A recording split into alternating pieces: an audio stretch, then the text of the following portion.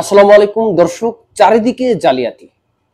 ঠিক বাংলাদেশে medical report নিয়ে জালিয়াতি করার কারণে সৌদি এম্বাসির পক্ষ থেকে কিন্তু বাংলাদেশের 13টি মেডিকেল সেন্টার ইতিমধ্যেই ব্ল্যাক লিস্টে রেখেছে।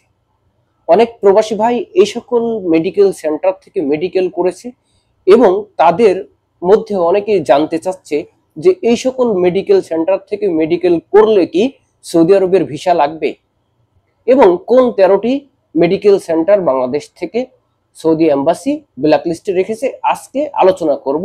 আমার চ্যানেলে যদি নতুন হন অবশ্যই একটা সাবস্ক্রাইব করবেন, আমার সাথে থাকবেন নতুন নতুন তথ্য ইনফরমেশনের জন্য।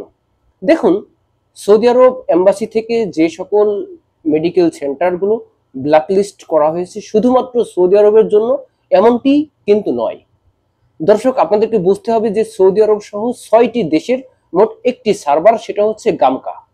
এই গামকা থেকে 6টি দেশের মেডিকেল রিপোর্ট বা মেডিকেল কনফার্মেশন করা হয়।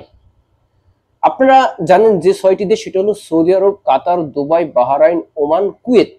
এই 6টি দেশের যে মেডিকেল সার্ভার, এটি কিন্তু একটি অপরটির সাথে জড়িয়ে আছে। আপনি এক দেশের জন্য যদি মেডিকেল করেন, এখানে যদি আনফিট হন, তাহলে কিন্তু এই সার্ভারে আপনার মেডিকেল আনফিট চলে আসবে। সেক্ষেত্রে এই 6টি দেশের মধ্যে আপনি যদি যে কোনো একটা দেশে যেতে চান, তাহলে কিন্তু এই মেডিকেল রিপোর্ট আপনার শো করবে। সুতরাং ওই আনফিটই কিন্তু আপনাদেরকে দেখাবে। সুতরাং সাবধান।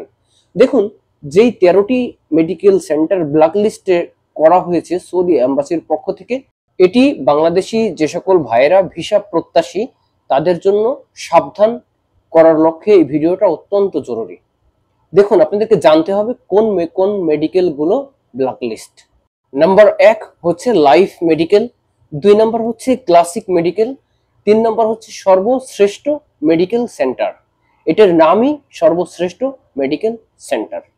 এবং number 4 Eureka medical centre, number 5 Zen medical centre এবং number 6 Al Mashiur medical centre, number 7 Al Kholud medical centre, number 8 Bay medical centre, number 9 LabQuest medical centre.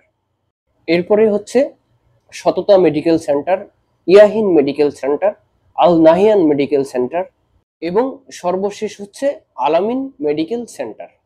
দেখুন, এই 13টি মেডিকেল সেন্টার কিন্তু আপাতত ব্ল্যাকলিস্টে রেখেছে গামকা। গামকা হলো মিডল ইস্টের 6টি দেশের মেডিকেল সার্ভার। দেখুন, গামকা কিন্তু বাংলাদেশে 185টি মেডিকেল সেন্টারের সাথে চুক্তিবদ্ধভাবে কাজ করে।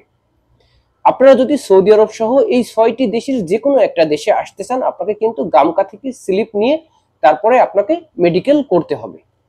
এখন অনেক প্রবাসী ভাইয়ের হয়তো যখন গামকা থেকে স্লিপ উঠায়, এই 6টি বা এই 13টি মেডিকেল সেন্টারের নাম কিন্তু এই স্লিপে এখনো আসতে পারে।